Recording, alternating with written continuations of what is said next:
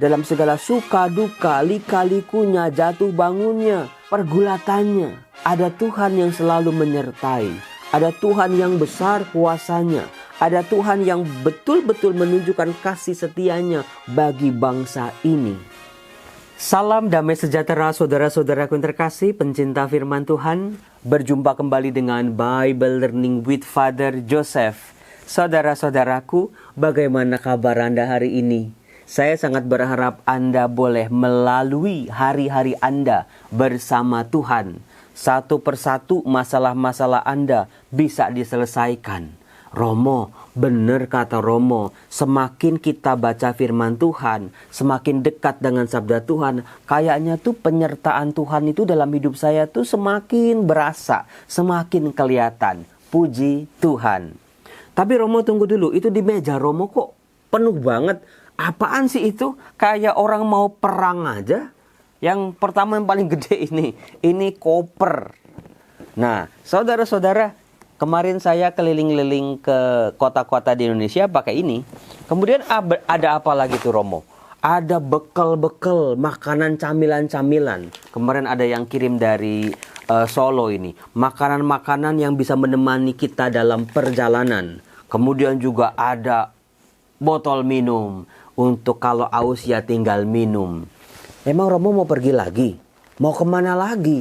Dari Labuan Bajo, Medan, Malang, Palembang, Surabaya, Purwokerto, Jogja. Ini mau kemana lagi? Saudara-saudara, saya udah gak kemana-mana lagi. Karena di bulan Agustus saya sudah mulai mengajar. Yang jalan-jalan itu adalah bacaan-bacaan pada hari ini. Dari kitab Ulangan, bab 4 ayat 32 sampai 40. Bacaan Injil dari Matius bab 16 ayat 24 sampai 28. Kedua bacaan ini berbicara soal hidup adalah sebuah perjalanan. Nah, saudara-saudara, kalau kita mau pergi dalam sebuah perjalanan yang panjang, apa sih yang penting Romo dalam perjalanan? Satu, kita tahu tujuan kita mau kemana. Ya kan aneh bin ajaib saudara-saudara. Kalau kita udah siap koper, siap bekal, siap uang gitu. Siap dengan bekal-bekal semuanya. Kita nggak tahu kita mau kemana. Apakah ada yang pernah kayak gitu? Di lingkungan misalnya udah ngumpulin. Teman-teman kumpulin gitu. Kita kumpul jam segini hari ini.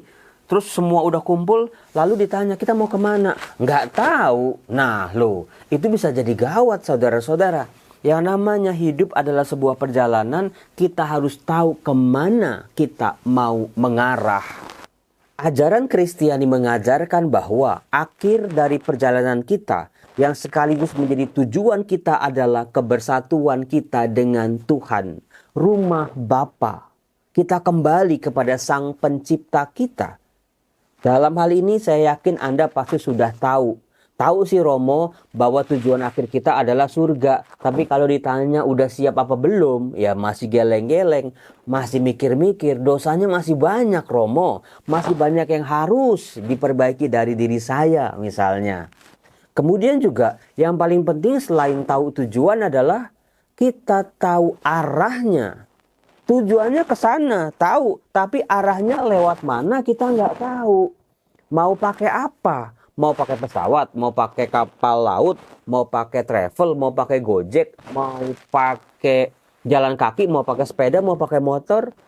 Kalau arahnya ke sana, kita lihat kendaraan kita apa. Nah, saudara-saudara, kita juga harus tahu arahnya kita menggunakan apa untuk bisa sampai ke sana. Alat-alat transportasi mana yang bisa membantu kita untuk sampai kepada tujuan kita. Seperti itu jugalah hidup saudara-saudara. Tapi saudaraku, tahu tujuan, tahu arah, tahu kendaraannya. Tetapi apalah artinya kalau dalam perjalanan satu bis misalnya kita berantem terus. Kita diem-dieman, kita sibuk sama handphone masing-masing. Jendelanya juga ditutup misalnya. Kita tidak menikmati perjalanan kita. Perjalanan yang tidak bisa dinikmati adalah perjalanan yang sungguh sangat panjang dan melelahkan. Apalagi nanti di tengah jalan bannya bocor lah, bensinnya habis lah, remnya blong lah. dengan segala macam kisah-kisah dalam perjalanan. Nah, saudara-saudaraku yang terkasih, mari kita gali dalam bacaan-bacaan hari ini bagaimana hidup harus dijalani, kemana kita berjalan. Hari ini kita diajak untuk membaca kitab Ulangan. Sebagaimana kita tahu saudara-saudaraku, kitab Ulangan mengkisahkan bahwa orang Israel sudah melalui padang gurun demi padang gurun. Mereka sudah hampir sampai ke tanah terjanji. Jadi konteksnya hampir sampai. Tanah Kanaan itu sudah di depan mata, sudah bisa dilihat. Mereka berkumpul. Nah, di tempat itu saudara-saudara, Musa memberikan sebuah pengajaran yang luar biasa. Apa sih yang diajarkan Musa? Apa yang dikatakan Musa pada saat orang Israel sudah hampir di ujung perjalanan mereka? Penting ini saudara-saudara. Dikatakan, dalam perjalanan di padang gurun, Musa berkata kepada bangsa Israel, "Coba tanyakan dari ujung langit ke ujung langit tentang zaman dahulu sebelum engkau ada. Sejak saat Allah menciptakan manusia di atas bumi, apakah pernah terjadi sesuatu yang demikian besar? Apakah pernah terdengar sesuatu seperti itu? Pernahkah suatu bangsa mendengar suara Allah yang bersabda dari tengah-tengah api, seperti yang kau dengar dan engkau tetap hidup? Atau pernahkah suatu Allah mencoba datang mengambil baginya suatu bangsa dari tengah-tengah bangsa lain dengan cobaan, dengan tanda-tanda dan mujizat-mujizat, serta peperangan, dengan tangan yang kuat dan lengan perkasa, dan dengan kedahsyatannya yang besar, seperti yang dilakukan Tuhan Allahmu bagimu di Mesir di depan matamu." Saudara-saudaraku yang terkasih, dari kata-kata Musa kepada orang Israel, Musa bertanya dengan pertanyaan-pertanyaan. Pernahkah terjadi apa yang kamu alami selama di Mesir, di padang gurun, juga dialami oleh bangsa-bangsa lain? Jawabannya adalah tidak ada. Hanya Allah orang Israel yang seperti itu.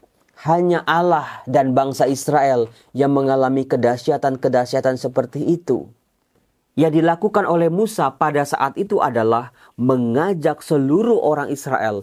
Pertama-tama bukan untuk senang-senang, pesta-pesta, karena perjalanan mereka sudah selesai, karena tujuan mereka sudah di depan mata. Bukan itu yang pertama-tama, tetapi mengolah kembali perjalanan mereka. Apa-apa saja yang sudah mereka lalui, coba diingat kembali, coba disadarkan kembali, coba dihadirkan kembali. Betapa dalam segala suka duka, lika-likunya, jatuh bangunnya, pergulatannya, ada Tuhan yang selalu menyertai. Ada Tuhan yang besar kuasanya. Ada Tuhan yang betul-betul menunjukkan kasih setianya bagi bangsa ini. Dengan cara itulah orang Israel diajak untuk bersyukur pada akhirnya setelah melewati lika-liku pergulatan-pergulatan mereka di padang gurun dan juga perbudakan di Mesir. Saudara-saudara, tanpa hal ini, hidup bagaikan sebuah pencapaian yang tanpa makna. Kita sih bisa mencapai target-target kita. Kita bisa mewujudkan impian-impian dan keinginan kita, tapi tanpa makna. Apa-apa saja yang sudah terjadi di masa lalu tampak sia-sia, tidak ada artinya. Padahal kita semua tahu saudara-saudara, yang namanya masa lalu, apapun itu bentuknya, apapun itu kejadiannya, adalah sebuah pembelajaran paling berharga dalam kehidupan kita. Masa lalu mengajarkan banyak hal kepada kita, bagaimana hidup sekarang ini harus dilalui. Bagaimana masa depan yang menakutkan, yang tidak pasti itu harus dilewati. Itu yang diajak oleh Musa yang kita bisa baca dalam kitab Ulangan. Perjalanan kita semakin mengajak kita untuk mengenal siapa Allah. Lika-liku kita di masa lalu semakin mengajak kita untuk menyadari ada penyertaan Tuhan dalam kehidupan kita. Nah, saudara-saudara, dalam bacaan Injil, Tuhan Yesus lagi-lagi ya, ini bacaan pertama sama bacaan Injil selalu nyambung. Tuhan Yesus mengajak kita lebih dalam lagi bahwa hidup bukan sekedar perjalanan tanpa arti, tetapi dimaknai kembali ketika Yesus berkata kepada murid-muridnya begini di Matius bab 16 ayat 24. Setiap orang yang mau mengikuti aku harus menyangkal diri, memikul salibnya, dan mengikuti aku. Jadi, apa yang dilakukan oleh Tuhan Yesus dalam karya keselamatannya menyempurnakan apa yang dialami oleh bangsa Israel di padang gurun. Bangsa Israel yang dipimpin oleh Allah, berjalan di padang gurun, disertai oleh Allah, ditolong oleh Allah, diajak untuk punya ketaatan luar biasa sama Allah, punya rasa percaya yang luar biasa sama Allah. Dalam bacaan Injil, Allah sendiri hadir, berjalan di depan. Kita diajak untuk mengikuti Dia. Saudara-saudara, apakah Anda tahu bahwa hidup kita ini harus dipimpin oleh Tuhan Yesus? Yesus harus di depan. Artinya yang kita lihat. Karena kalau Yesusnya di belakang kita nggak bisa lihat. Yesusnya di depan. Jadi tempatkan Tuhan Yesus sebagai pemimpin kehidupan kita. Adanya di depan, apa yang dilakukan oleh Tuhan Yesus, kita ikuti. Tuhan Yesusnya kemana, kita juga ikuti. Maka dikatakan setiap orang yang mau mengikuti aku harus menyangkal diri, memikul salibnya, dan mengikuti aku. Saudara-saudara, syarat pertama yang dikatakan oleh Tuhan Yesus kepada para muridnya, kepada siapa yang mau mengikuti Dia adalah menyangkal diri. Maksudnya apa sih Romo menyangkal diri? Apakah menyangkal diri artinya ada orang bilang, oh ini Romo Yosef ya? Oh bukan, saya bukan Romo Yosef. Bukan seperti itu. Menyangkal diri lebih dikaitkan dengan soal ketaatan. Menjadikan kehendak Allah yang utama dalam kehidupan kita. Bukan yang kita inginkan yang terjadi, tetapi apa yang dikehendaki oleh Allah lah yang terjadi. Itulah penyangkalan diri. Bukan inginku, bukan mauku Tuhan, tapi kehendak-Mu. Itu sebuah penyangkalan diri yang mengajak kita untuk mempunyai sikap ketaatan atau obedience. Ketaatan inilah persis yang masih sangat kurang dalam kehidupan bangsa Israel di padang gurun. Mereka taat tapi taatnya taat buta. Mereka taat tapi seperti kerbau yang dicucuk hidungnya. Mereka taatnya hanya dengan peraturan tapi tidak taat dengan seluruh hati, jiwa, seluruh nafas dan seluruh kekuatannya. Jadi pertama-tama yang mau diperbagi oleh Tuhan Yesus adalah ketaatan. Jadi pertanyaan saya untuk Anda saudara-saudaraku, bagaimana soal ketaatan kita? Apakah sebagai orang-orang Kristiani, pengikut Yesus ini, kita sudah bisa melihat ada ketaatan dalam diri kita? Karena ini justru yang paling sulit saudara-saudara. Orang Israel butuh 40 tahun untuk sampai taat, itu pun masih dalam pergulatan. Dengan segala lika-likunya, drama-dramanya, paling susah untuk taat. Syarat pertama yang diminta oleh Allah adalah kita taat. Kita menempel pada Allah.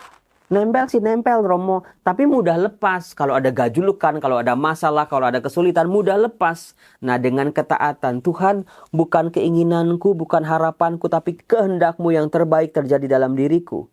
Bagaimana nih tempelannya nih harus tidak boleh lepas. Lemnya bukan lem Korea, tapi lemnya adalah soal ketaatan. Lalu syarat yang kedua adalah memikul salibnya. Saudara-saudaraku, yang dilakukan oleh Tuhan Yesus adalah ketika menyelamatkan seluruh umat manusia adalah memikul salib. Bukan cuma berdiri pikul salib, tetapi berjalan di jalan salibnya sampai ke puncak Golgota. Salib-salib kehidupan kita yang ada di pundak kita, kita pikul bersama Yesus. Tetapi Yesus mengajak kepada kita, yuk berjalan bersama Dia. Hidup harus tetap terus maju. Merubah salib penderitaan menjadi salib kemenangan. Merubah salib kehinaan menjadi salib kemuliaan. Itulah yang dilakukan oleh Tuhan Yesus saudara-saudaraku.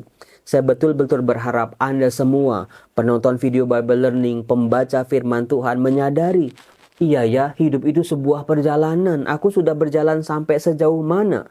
Kemarin ada orang yang berkata, Romo, di tahun keberapa seorang pastor itu mulai keluar minyaknya?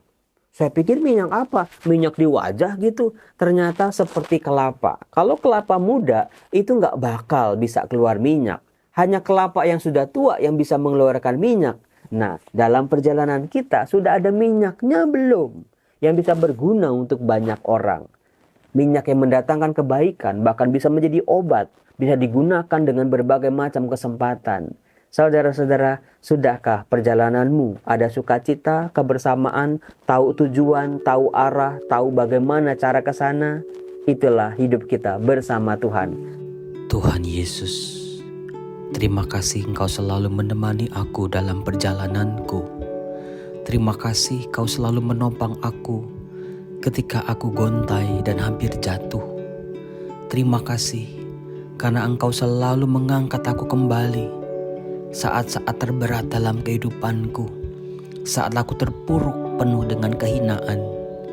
Terima kasih Tuhan, Engkau adalah Tuhan yang selalu berjalan di depanku, memimpin aku. Pimpin aku Tuhan, pimpin aku dalam segala langkah dan jalanku. Jangan biarkan aku tersesat dan menjauh daripadamu. Rangkul aku, mendekatlah selalu dalam diriku, terutama saat-saat aku sangat membutuhkan bantuanmu. Engkau adalah jalan bagi jalanku, terang bagi terangku, keselamatanku saat ini sampai selama-lamanya. Tuhan Yesus, ampuni aku. Seringkali aku mau mencari jalanku sendiri. Seringkali masalah-masalah yang membentur kehidupanku membuat aku rapuh dan hancur dalam perjalananku. Seperti seorang prajurit yang penuh dengan luka-luka kehidupan, itulah aku. Tapi aku bersyukur Engkau selalu menyembuhkan aku. Engkau memulihkan aku. Kau balut luka-lukaku menjadi manusia baru setiap hari, dengan berkat-berkat, dengan rahmat-rahmat yang menjadi bekal bagi perjalananku ini. Tuhan Yesus, mantapkan langkah kakiku. Biarlah aku boleh maju berjalan bersamamu, mencari Engkau di setiap sudut-sudut kehidupanku. Terima kasih Tuhan Yesus, berjalan bersamamu adalah harapanku. Tuntun aku Tuhan, sebab aku tidak bisa berjalan seorang diri. Aku bisa tersesat, aku bisa hilang arah. Tapi dengan firman-Mu, dengan kuasa kasih-Mu yang menuntun aku, mengajak aku untuk kembali ke jalan pulang, ke tempat yang seharusnya di mana aku berada. Tuhan Yesus juga berjalan bersamaku, ada keluargaku, istri, suami, anak-anak, orang tuaku, teman-teman seperjalanan. Biarlah kami boleh saling bergandengan tangan, menikmati sukacita dalam perjalanan ini, melihat kebaikan-kebaikan-Mu, kebesaran-kebesaran-Mu yang Kau janjikan kepada kami. Izinkan kami ya Tuhan Yesus, kami boleh sampai ke tempat tujuan, Yerusalem surgawi, tempat tujuan akhir kami. Di sana kami bisa menatap wajah-Mu, hidup dalam kerajaan-Mu, di mana tidak ada lagi air mata, tidak ada lagi penderitaan, di mana semua perjuangan kami akhirnya dibalas dengan ganjaran-ganjaran yang berasal daripada-Mu. Tuhan Yesus, tuntun aku, sebab aku tidak bisa berjalan seorang diri. Dalam nama Bapa dan Putra dan Roh Kudus. Amin.